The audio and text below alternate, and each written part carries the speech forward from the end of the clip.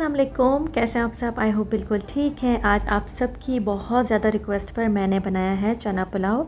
और ये सफ़ेद काबुली चना पुलाव नहीं है, ये काला चना पुलाव है।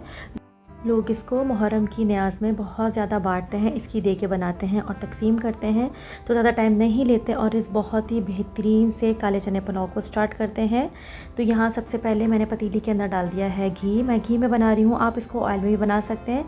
साथ ही कुछ खड़े गरम मसाले हैं जिसमें पुलाव ज़ीरा है, काला ज़ीरा है, बादियान का फूल है, छोटी इलायची है, बड़ी इलायची है, दालचीनी और तेज़पात है। तमाम इंग्रेडिएंट क्वांटिटी के साथ डिस्क्रिप्शन बॉक्स में मेंशन होंगे, वहाँ से नोट डाउन कर लीजिएगा। यहाँ जब गरम मसाले सारे अच्छे से फ्राई हो जाएंगे तब मैं इसके अंदर डाल रही हूँ बारीक कटी हुई प्याज। और प्याज डालने के बाद मैं इसको अच्छा सा फ्राई करूँगी। प्याज को जो है हम बिल्कुल भी डार्क ब्राउन या लाइट ब्राउन नहीं करेंगे, प्याज को हम सिर्फ सुनहरा सा गुलाबी रंग ही देंगे, क्योंकि अगर हम डार्क कर देते हैं तो उससे हमारा पुलाव जो है थोड़ा डार्क कलर का हो जाता है। ये हमको नहीं करना है, हमको बस इसको हल्का सा ऐसे ही फ्राई करना है।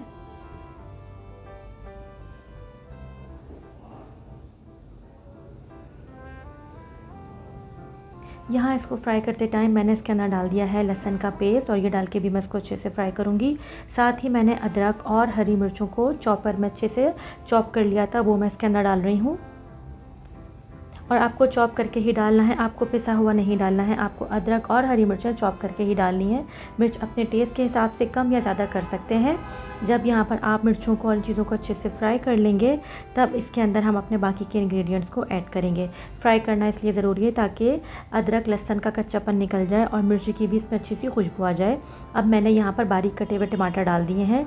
टमाटर डाल के अच्छे से फ्राई करेंगे और थोड़ी सी देर के लिए इसको ढक के रख देंगे। उससे क्या होगा कि जो टमाटर है ना वो हल्के से नरम पड़ जाएंगे और इनकी अच्छे से भुनाई हो जाएगी। यहाँ देखिए मैंने इसको 5 मिनट के लिए दम पे रख दिया था और बेहतरीन से जो टमाटर थे वो नरम पड़ गए थे। अब इसको अच्छे से जो है चमचे की मदद से मैं अच्छे से घोट रही हूँ।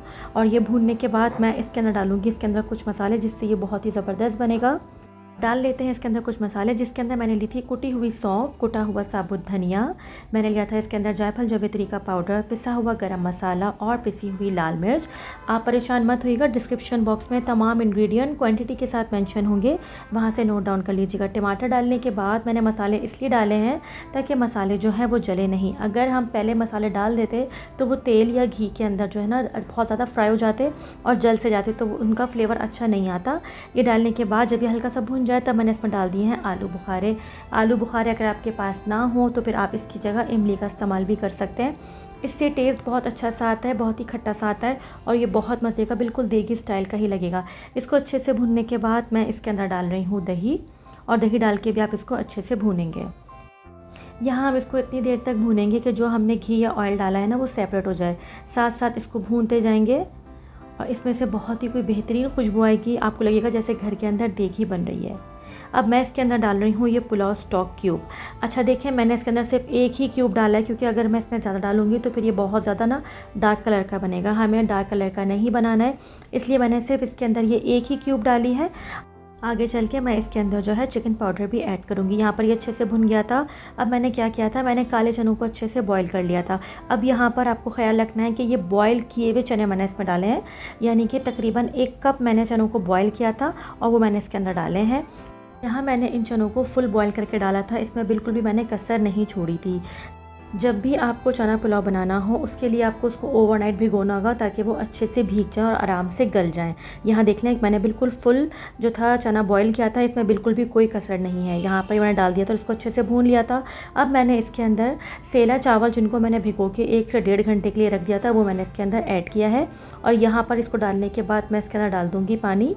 चना पुलाव जो है या कोई भी पुलाव आप बनाएं तो वो सेला में बहुत अच्छा बनता है। आप इसको बासमती राइस से भी बना सकते हैं, इसमें कोई मसला नहीं है कि अगर मैंने सेला राइस यूज़ किया है तो फिर आप भी सेला ही यूज़ करें, आपको कोई ज़रूरत नहीं है। अगर आपके पास बासमती राइस है तो आप वो भी यूज़ कर सकते हैं। पानी मैंने इसमें डाल दिया था। अब मैं यहाँ पर डाल रही हूँ चिकन पाउडर। अगर जो आपके पास चिकन पाउडर ना हो तो फिर आप 1 की जगह 2 क्यूब्स डालेंगे चिकन क्यूब की, ठीक है। मैंने यहाँ पर जो थी पहले स्टार्टिंग में 1 डाल दी थी, इसलिए मैंने अब थोड़ा सा इसमें चिकन पाउडर डाला है और अपने टेस्ट के हिसाब से मैंने इसके अंदर नमक डाला है। अब इसको हम मीडियम फ्लेम पर इतनी देर तक कुक करेंगे कि इसका पानी बिल्कुल रिड्यूस हो जाए। आपको बिल्कुल पानी खुश्क नहीं करना है, आपको इतना पानी रखना है कि चावल जो है दम पर आ जाए। दम पर रखने से पहले मैंने इसके अंदर डाल दी है ये साबुत हरी मिर्चें, इसकी खुशबू बहुत अच्छी आती है। ये डालने के बाद आप इसको अच्छे से मिक्स कर लेंगे। अच्छा, आपको बेहतरीन टिप दे रही हूँ, अगर आपके पास बिरयानी एसेंस या फिर आपके पास केवड़ा एसेंस है तो इस टाइम पर आप थोड़ा सा फ्यू ड्रॉप्स उसके डाल दें, बेहतरीन सी खुशबू निकल कर आती है। मेरे पास अभी नहीं था तो मैंने नहीं डाला है। यहाँ मैं इसको तकरीबन ढक के रख दूँगी 10 से 12 मिनट के लिए और यहाँ पर हमारा बेहतरीन सा काला चना पुलाव रेडी हो जाएगा। अब आप देख लें, एक एक चावल खिला खिला है, चावल बिल्कुल भी दबा नहीं है। अब आपको एक ज़बरदस्त टिप दे रही हूँ, चम्मच चलाने के बाद आपको क्या करना है, मज़ीद सिर्फ 2 मिनट के लिए ढककर चावलों को छोड़ दीजिएगा। फ़ौरन से चम्मच बार बार नहीं चलाइएगा, वरना तो फिर आपको लगेगा कि चावल चिपक गया है। बस आप मज़ीद जैसे ही इसको 2 से 3 मिनट के दम पे रखेंगे ना, तब जाकर कहीं आपका एक एक चावल एकदम बेहतरीन खिला खिला निकलेगा। वैसे ही निकलेगा जैसे देग का चावल निकलता है ना, बिल्कुल खिला खिला, बिल्कुल वैसे ही निकलेगा। यहाँ पर बहुत बेहतरीन इसकी खुशबू आ रही थी, टेस्ट में इतना बेहतरीन था कि जब आप बनाएंगे ना तो आप मुझे वाकई में दुआएं देंगे कि जैसे आपने मेरे वाइट चने पुलाव की रेसिपी को पसंद किया था, ये भी बहुत हिट रेसिपी होगी और आपको बहुत पसंद आएगी।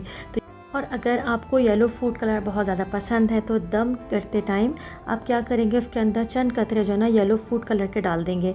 तो ये रेसिपी आपको ज़रूर ट्राई करनी है, अपना फीडबैक देना है। चैनल पे नए हैं तो सब्सक्राइब किए बगैर नहीं जाना। इसको ग्रीन रायते के साथ सर्व कीजिएगा, बिलीव मी बहुत टेस्टी बनता है। तो फिर अगली एक रेसिपी तक के लिए सबा फुरकान को इजाज़त दीजिए। दुआ में याद रखिएगा। टेक केयर, अल्लाह हाफ़िज़।